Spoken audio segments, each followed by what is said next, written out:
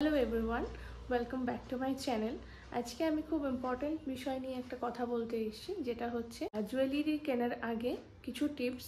যেহেতু আমি জুয়েলারি সেলসে রয়েছি বিগত 5 ইয়ার্স ধরে, তো সেই জন্যে আমি ওই এক্সপিরিয়েন্স থেকে যতটুকু নিজে শিখতে পেরেছি সেটাই তোমাদের সাথে আজকে শেয়ার করব।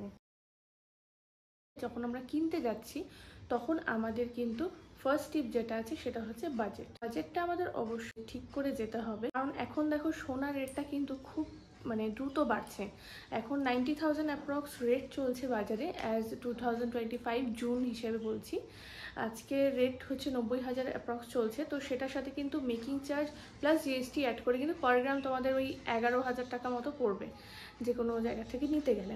তো সেই হিসাবে যদি 1 গ্রামের দাম হয় তো তোমাদেরকে কিন্তু এই বাজেটটা ফিক্স করে যেতে হবে যে কীরকম ওয়েটে তোমরা জিনিসটা কিনতে চাও, তাহলে আমাদেরও দেখাতে কিন্তু সুবিধা হবে। এরপরে আমি যেই টিপটা বলতে যাচ্ছি সেটা হচ্ছে 2 নম্বর টিপ, পারপাস। তোমরা কোন ক্ষেত্রে জুয়েলারিটা কিনতে চাও, রেগুলার ওয়ারে কিনতে চাও, নাকি তোমরা বিয়ে পারপাসে কিনতে চাও, না তোমরা কাউকে গিফটিংয়ের জন্য কিনতে চাও। ঠিক আছে, তো সেই জিনিসটা যদি তোমরা খেয়াল রাখো আর সেলস এক্সিকিউটিভ যাদের কাছে তোমরা যাচ্ছ তো সেটা যদি বলো যে হ্যাঁ আমি এই পারপাসে দেখতে যাচ্ছি, তো তারা কিন্তু সেই হিসেবেই আমরা কিন্তু সেই হিসেবে তোমাদেরকে গাইড করতে পারবো যে হ্যাঁ এই ওয়েটে এই জিনিসগুলো কিন্তু পাওয়া যাবে। ঠিক আছে, টিপ নাম্বার 3 বলবো, যেটা তোমাদেরকে খুব ভালোভাবে মাথায় রাখতে হবে, সেটা হচ্ছে হলমার্ক।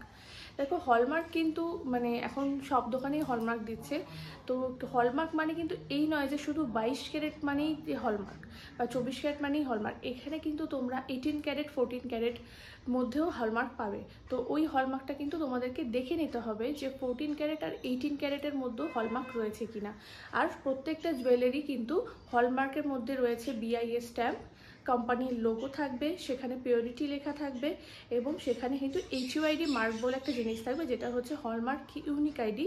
ওটা কিন্তু তোমরা BIS বলে একটা অ্যাপ রয়েছে, সেখানে সার্চ করলে ওই নাম্বারটা দিয়ে যদি সার্চ করো তাহলে কিন্তু ওখানে দেখিয়ে দেবে কোন হলমার্কিং সেন্টার থেকে সেই হলমার্কটা করা হয়েছে। তো এটা অবশ্যই ধ্যান রাখবে। টিপ নাম্বার 4-এ আসছে কিন্তু মেকিং চার্জের ব্যাপারটা কিন্তু তোমাদের খুব ভালো করে বুঝে নিতে হবে।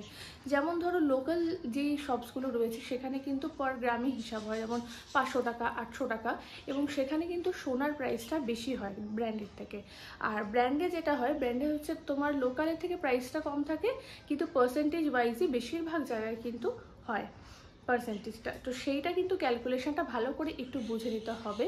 যদি এই মেকিং চার্জ বোঝার বিষয়ে তোমরা আর একটু ইলাবোরেটেড ভিডিও চাও তো অবশ্যই আমাকে জানাবে, আমি সেইটা ক্যালকুলেট করা লাইভ দেখিয়ে দেবো আর কি। ঠিক আছে, লাস্টলি আমি আরেকটা বলছি, আরেকটা 5th নাম্বার টিপ, সেটা হচ্ছে এক্সচেঞ্জ। তোমরা যেখান থেকেই জুয়েলারি নিচ্ছ না কেন, গোল্ড হোক, ডায়মন্ড হোক বা সিলভার হোক, যাই নিচ্ছ না কেন, যেই জায়গা থেকেই নিচ্ছ না কেন, তোমাদেরকে একটা কথা অবশ্যই মাথায় রাখতে হবে যে ওটার এক্সচেঞ্জ পলিসি কী আছে।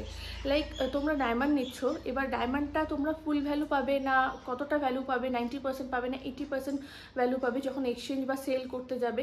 তো সেই বিষয়গুলো কিন্তু খুব ভালো করে ক্লিয়ার করে নিতে হবে, কারণ ডায়মন্ডটা কিন্তু সব জায়গায় এক্সচেঞ্জ করা পড়ে গেল ডায়মন্ডটা কিন্তু সব জায়গায় এক্সচেঞ্জ করা যায় না। তো একটা জায়গা থেকে ডায়মন্ড কিনলে তো সেই ব্র্যান্ডেই তোমাকে কিন্তু ডায়মন্ডটা এক্সচেঞ্জ করতে হবে। তো তোমাকে ভালো করে দেখে নিতে হবে যে সেখানকার এক্সচেঞ্জ পলিসি কী আছে আর তোমাদের বাইব্যাক পলিসি কী আছে, সব কিছু তোমাদের দেখে নিতে হবে। তো গোল্ড, ডায়মন্ড, সিলভার, প্ল্যাটিনাম সব ক্ষেত্রেই কিন্তু তোমাদেরকে এক্সচেঞ্জ এবং বাইব্যাক পলিসিটা দেখে নিতে হবে। ঠিক আছে, তো এই ব্যাপারে যদি তোমরা পার্ট 2 ভিডিও চাও অবশ্যই আমাকে জানাবে কমেন্ট সেকশনে। আর ভিডিওটা ভালো লাগলে অবশ্যই সাবস্ক্রাইব করবে আরও ইন্টারেস্টিং ভিডিও দেখার জন্য। Till then, tata.